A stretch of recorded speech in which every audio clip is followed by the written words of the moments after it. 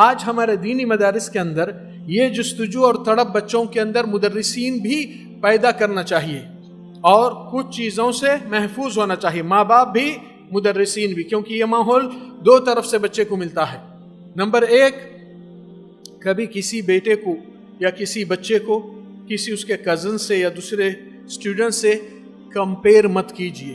اس کی تحقیر، اس کو ادنا اور اس کی توہین مت کیجیے۔ نمبر دو، اس کی عزت نفس کو برقرار رکھتے ہوئے اس کو احساس دلائیے کہ غلطی ہوتی ہے مگر اتنی بڑی غلطی نہیں، تم اس سے زیادہ بہتر ریکور کر سکتے ہو۔ اس کو ہوپ اور امید دلانا ضروری ہے۔ اگر اس کو کل کر دیں گے، چند کلمات ہے، بچوں کے اندر سمجھ سے زیادہ فیلنگ کا میسج آتا ہے اور وہ فیلنگ کا زیادہ شیئر نہیں کرتے ہیں۔ ماں باپ اور مدرسین کا معاملہ رہتا ہے کہ بچے کو محسوس کرنا کہ وہ کیسا ہے اور کس طریقے سے وہ فیل کر رہا ہے، کیونکہ ماں باپ جب گھر میں جھگڑے مسائل ہوتے ہیں، بچوں کے سامنے اس جھگڑے کو لاتے ہیں، بچوں کے اندر ایک ڈر، خوف، کمتر احساس آ جاتا ہے اور ماں باپ چاہیے کہ اپنے آپسی اختلاف الگ کرے، بچوں کے سامنے وہ پرابلمس نہ لائے۔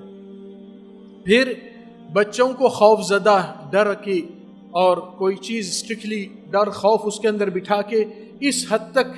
نہیں کرنا چاہیے جس میں اس کے اندر ایک ڈر خوف ہمیشہ کے پیک کر کے اس کو کمزور کرتا ہے۔ کیونکہ بچوں کی چھوٹی سی عمر میں وہ لوگ یہ فیل کرتے ہیں کہ یہ ساری دنیا میری، چھوٹا جو 2-3 سال کا بچہ بھی ہے سمجھتا ہے کہ یہ ساری چیزیں میرے ہیں، مجھے حق ہے۔ اس کی لینگویج کیا ہے کہ میں پلیٹ بھی پھوڑوں تو مجھے آواز سے انجوائے ہوتا ہے، وہ کروں۔ مگر جیسا کوئی آ کر اس کو سختی کے ساتھ ڈرا دھمکا کے تو اس کے اندر ایک نفسیاتی طبیعت میں ایک ڈر خوف جیسا بیٹھتا ہے، اس کا کانفیڈنٹ لیول کمزور ہوتا ہے، سیکھنے کی صلاحیت کم ہوتی ہے، بچے کا گروتھ بعض وقت رک جاتا ہے۔ یہ علمی امور ہے جو سیکھنا چاہیے اور سکھانا چاہیے۔ دینی مدارس میں بچوں کی پرسنل ڈیولپ قرآنی اور نبی صلی اللہ علیہ وسلم کی سیرت سے ان کے اندر یہ ڈیولپمنٹ لانا چاہیے۔ اور یہ ڈیولپمنٹ کیسا ہوتا ہے کہ بچے جو حفظ کرے، ماشاءاللہ آج ہماری امامت وہی بچہ کرے گا جو آج سب سے اچھا حفظ کر کے اچھا ریوائز کرا، اس کو آگے بڑھائیے، سب کو پیچھے رکھیے، شاباشی ملتی ہے، حفظ بھی اور اس کو ایکسپیرینس تجربہ بھی ہوتا ہے کہ میرا فیلڈ یہ ہے۔ پھر اور ایک چیز کہ گھروں میں جب جاتے ہیں یہ بچے، ان کے ماں باپ سے میں کہتا ہوں، کیونکہ آج ہمارے سب سے بڑی خرابی اور نقصانات آتے ہیں موبائل اور موبائل کے گیم کے ذریعے سے، اور بچوں کو بھی میں کہتا ہوں بیٹا آپ لوگ سوچو، گھر میں جب جاتے،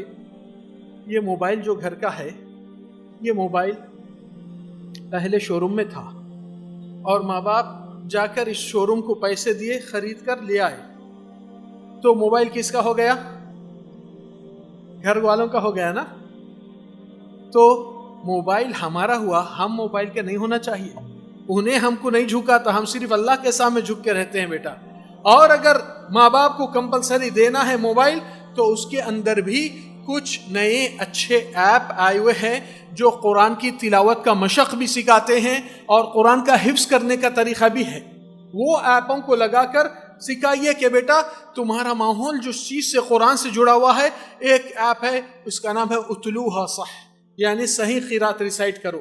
صحیح طریقے سے پڑھا کرو۔ تو وہ آپ اگر پروننسیشن میں غلطی کرتے ہیں تو وہ آپ کو کریکشن کرتا ہے۔ اور جو بچے حفظ کرے ہیں اس کا اور ایک ایپ ہے جو حفظ کرنے والوں کے لیے قرآن کی خالی صرف نمبر رہتے، آیتیں نہیں لکھے رہتے، آپ جیسا پڑھنا شروع کرتے وہ آیت لکھے آتی ہے، جدھر غلطی کرے وہ آیت نہیں لکھے جاتی ہے۔ یہ ایپ ہم کو بھی بچوں کو دکھا کر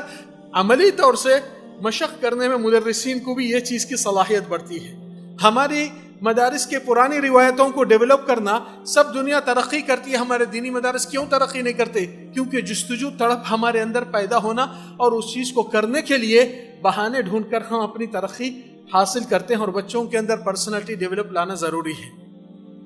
پھر اس کے ساتھ ساتھ بچوں سے رائے مشورہ بھی لینا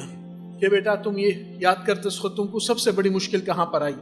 ہر ایک بچے کا ایک ایکسپیرینس مدرسین کے پاس ایک